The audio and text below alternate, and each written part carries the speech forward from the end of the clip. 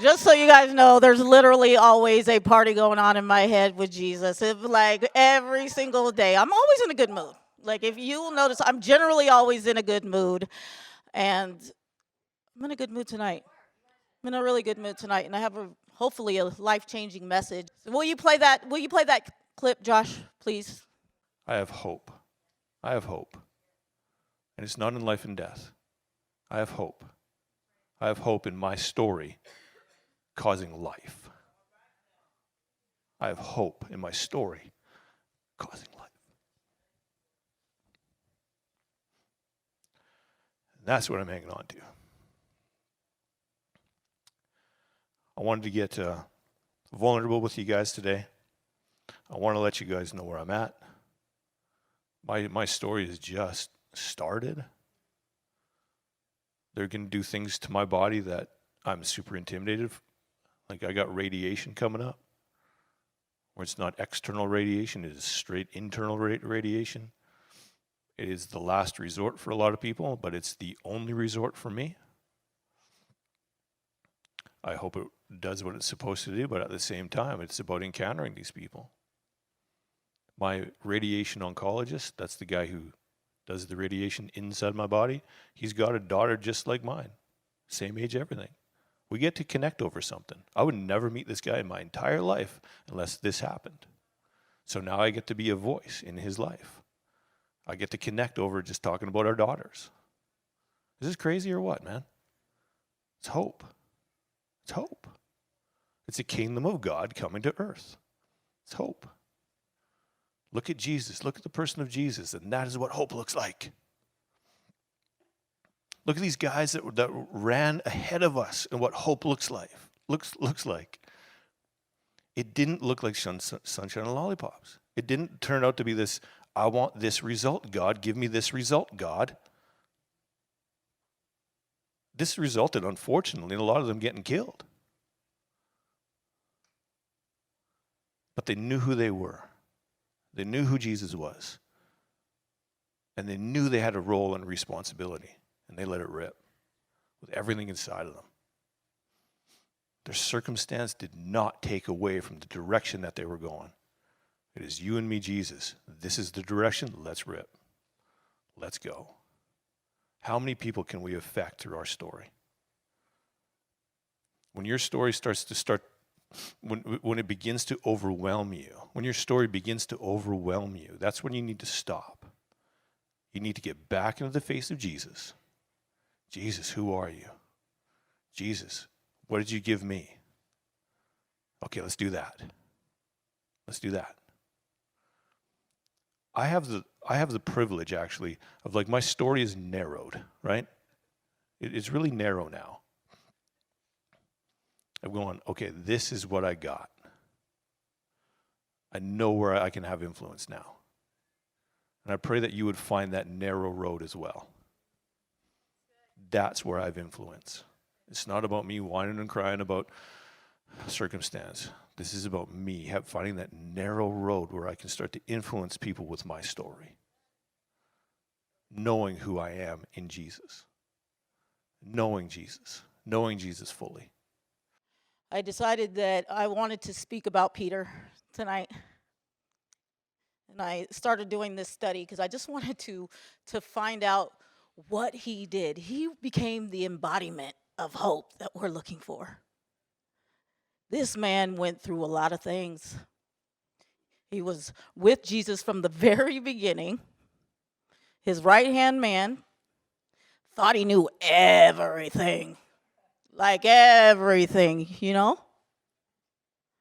I'm going to read like some of this, and then I'm going to pick it up in John. But obviously there's this process that we're all on. And I want people to begin to wrap your minds around what we're doing here. What we're doing here is we're going through a process. The process isn't fun at all. Sometimes it can be. But we're all going through it whether you want to or not.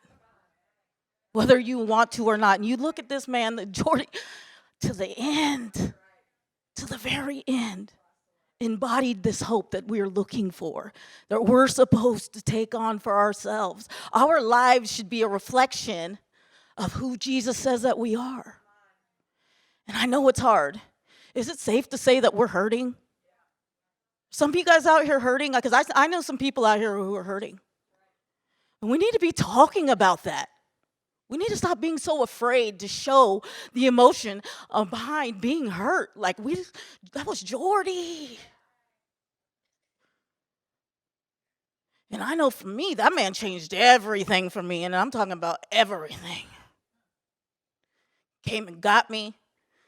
Spoke gold, like took the gold from me and said, no, this is who you are. Now just run with it. Run with it. You can do this. I love you. I'm proud of you. You got this. So I just want to, Peter's he's everything, right? Everything. And he became the embodiment of hope that we're looking for. He was a prototype for Christianity. What to do, what not to do, who to be, how far you should go. And he had these pivotal moments that changed everything. Everything. Because it's through this process, we should be transformed. Our heart should be transformed. It's because of this process, we begin to know who we are and who we're created to be. And our lives should inspire hope. It's hard out here. Trust me, I know it's hard. And I'm hurting. And I'm scared. I'll say it, yeah, I'm scared. There's a lot of moments where I'm just like, oh my goodness, what am I doing? What's happening? Let me get back because I got to stay on target because So, Peter, obviously, he went through a lot of things, and I just want to do a real short segment because obviously, and I want you to think about Peter's life from Peter's perspective, not your own, not from judging him, thinking he's a coward, but from his perspective, because we all have a little Peter in us, whether we want to admit it or not. We're Peter. Trust me when I say this. So, the fact that he said that Jesus said things were going to happen like this. He laid it out for him. You're going to deny me. The rooster's going to crow. You're going to act like you don't know what I'm talking about, but you are going to. And so Jesus tells Peter that he's going to deny him, and Peter doesn't believe him.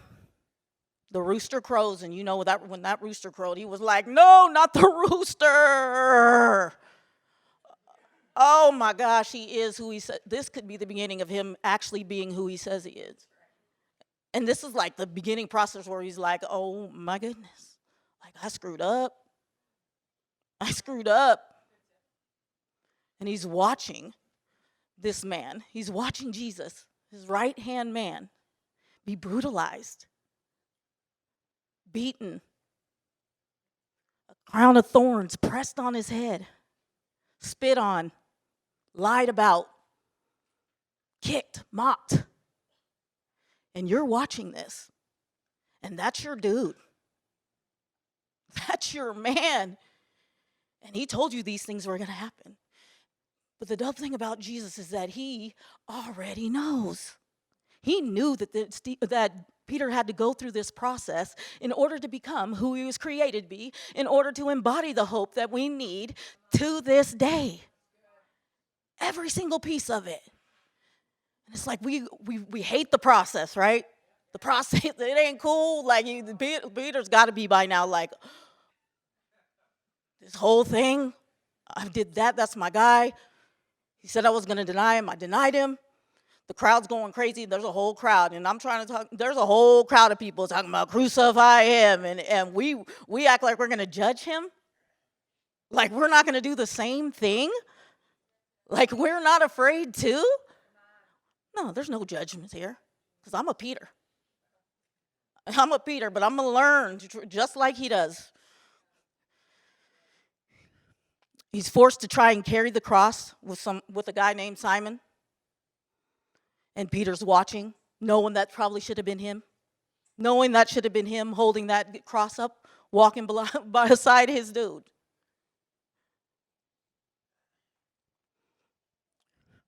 Hung on the cross to die. Stabbed in the side. Left completely alone to die. And then darkness engulfs the earth. And Jesus rose from the grave. Mary goes to the tomb to discover it's empty, goes and tells Peter, out of everybody, she went and told Peter and the disciple that Jesus loved, and they ran. They ran. John 1, but he didn't go into the cave. He didn't go in there where the linen was. But who did? Peter. Peter. He knew that he had to get back to this man. He knew. These pivotal moments in our life, these pivotal moments in his life changed everything.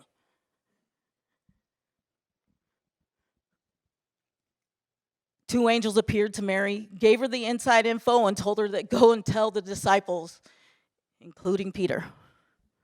Jesus appeared to the disciples and breathed his Holy Spirit on them, and then Jesus appeared to Thomas. And so I want to pick the story up at John 21, 1 through 19. Afterward, Jesus appeared again to his disciples by the Sea of Galilee. It happened this way. Simon Peter, Thomas, also known as that guy, and Nathanael from Cana in Galilee, the sons of Zebedee, and two other disciples were together. I'm going out to fish, Simon Peter told them. So he went back to his old stuff, what he knew, right? And they said, we'll go with you. So they went out and got in the boat, but that night they caught nothing. Early in the morning, Jesus stood on the shore, but the disciples did not realize that it was Jesus. He called out to them, friends, haven't you any fish? No, they answered. He said, throw your net on the right side of the boat and you will find some. When they did, they were unable to haul the net in because of the large number of fish. Then the disciple whom Jesus loved said to Peter, it is the Lord. This is where it kills me. As soon as Simon Peter heard him say, it is the Lord, he wrapped his outer garment around him, for he had taken it off and jumped into the water. The other disciples followed in the boat, towing the net full of fish, for they were not far from shore, about 100 yards. When they landed, they saw a fire of burning coals where there were fish on it and some bread. Jesus said to them, bring some of the fish you have just caught.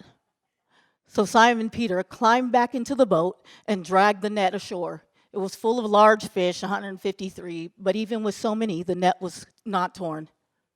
Jesus said to them, come and have breakfast. None of the disciples dared ask him, who are you? They knew it was the Lord. Jesus came, took the bread, and gave it to them, and did the same with the fish. This was now the third time Jesus appeared to the disciples after he was raised from the dead.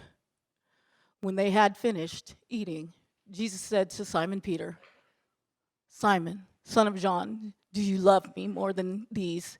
Yes, Lord, he said. You know that I love you. Jesus said, feed my lambs. Again, Jesus said, Simon, son of John, do you love me? He answered, yes, Lord, you know that I love you. Jesus said, take care of my sheep. Then the third time he said to him, Simon, son of John, do you love me? Peter was hurt because Jesus asked him the third time, do you love me? And he said, Lord, you know all things. You know that I love you. Jesus said, feed my sheep. Very truly, I tell you, when you were younger, you dressed yourself and went where you wanted. But when you are old, you will stretch out your hands, and someone else will dress you and lead you where you do not want to go. Jesus said this to indicate the kind of death by which Peter would glorify God. Then he said to him, follow me. It killed me. Killed me, you know?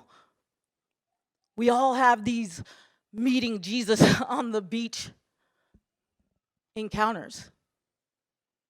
We should be having these encounters. I know I do. I have a kid that's sick, and he's really, really, really sick. And I have this morning routine where I wake up, anxiety wakes me up, and I go in there every single day and check and make sure he's still alive. And I don't know if it's because of the trauma that we've been through in the last year, but it's something. And I have this encounter with Jesus where he's like, what does that mean about what we doing? Do you love me? Jesus, you know that I love you. Let's go. Let's go. It's one of the main reasons why you're going to hear me say that. Like, let's go. These are the pivotal moment that Jesus had with Peter that changed everything. This is how you know everything changed. That dude jumped out of the boat like, I got to get back to you, Lord. I got to get back face to face with you because nothing else makes sense.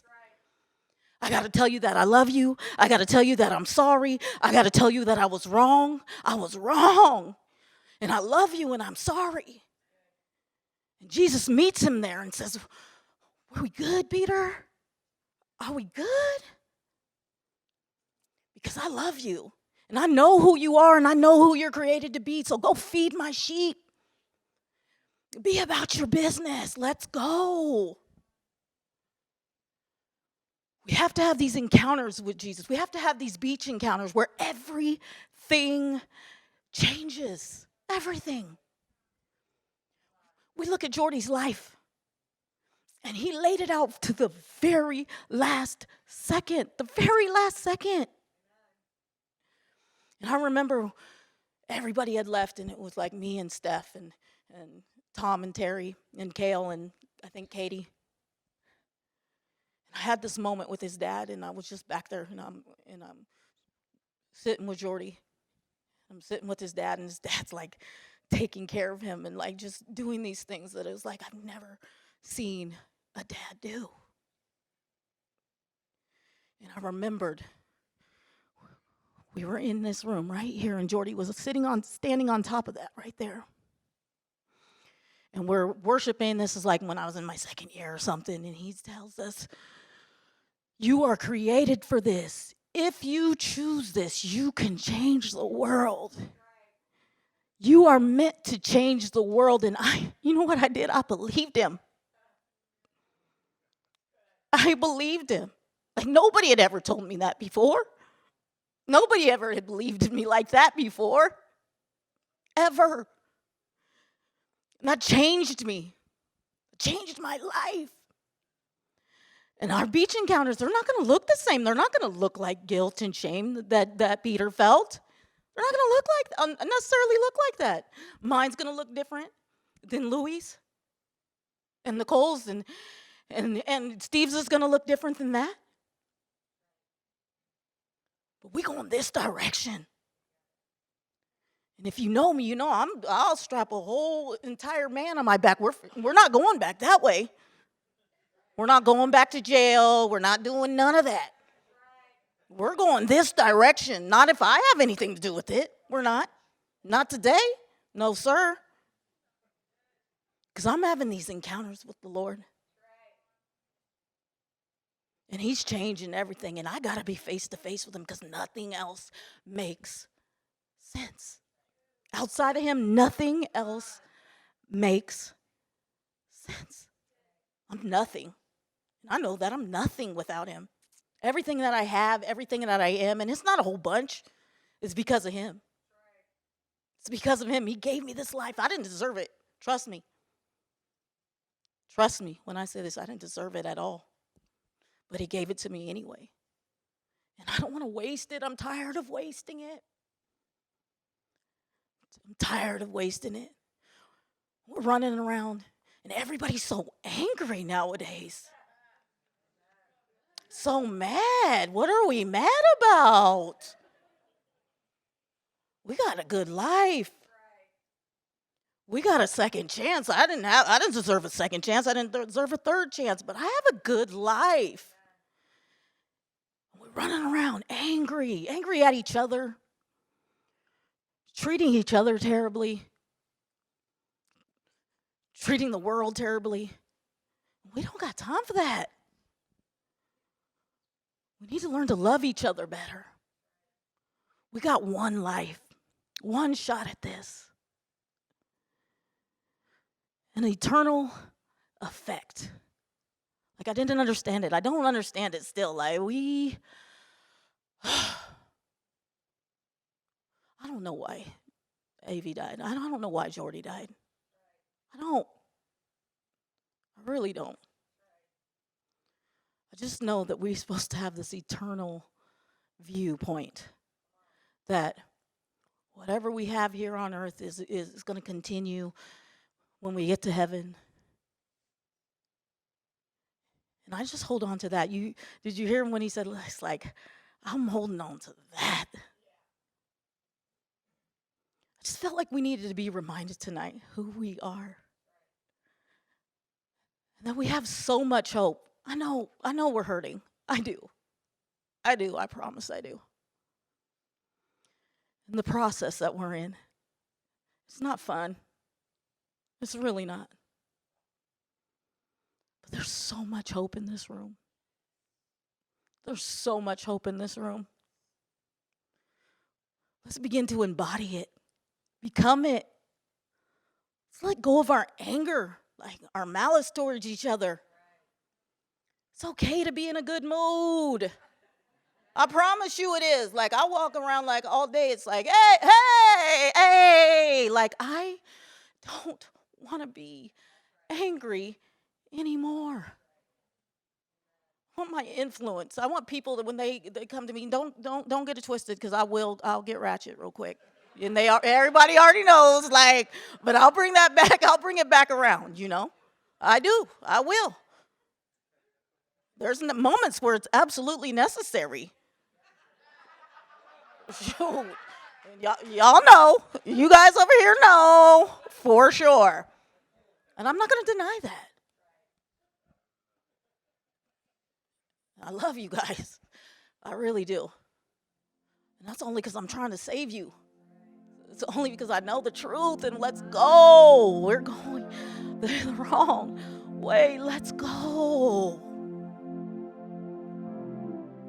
I think we just need to just have an encounter with Jesus tonight. Do you need to have an encounter with Jesus tonight?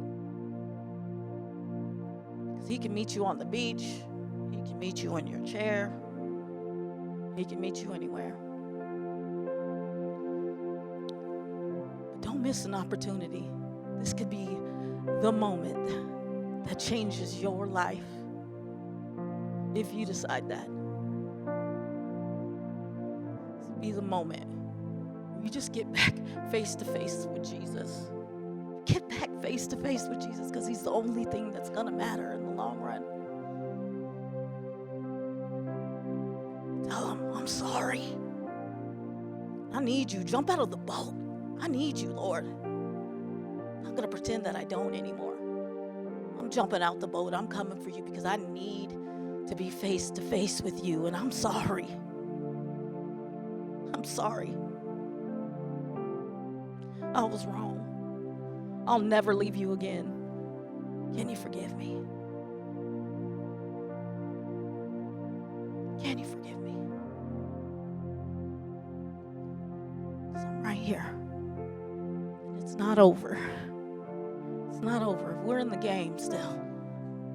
We're in the game still. As long as we don't give up, we're in the game.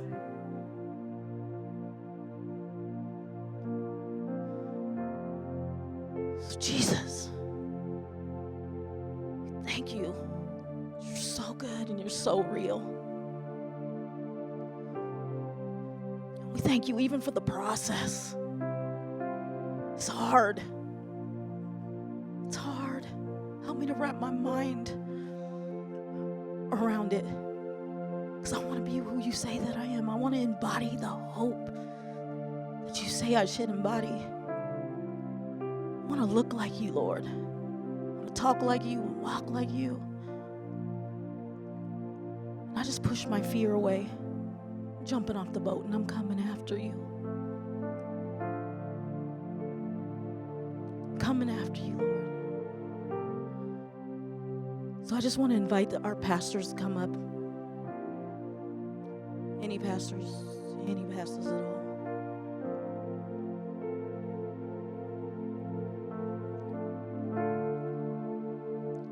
And don't miss out on this opportunity right now to have a pivotal moment with Jesus.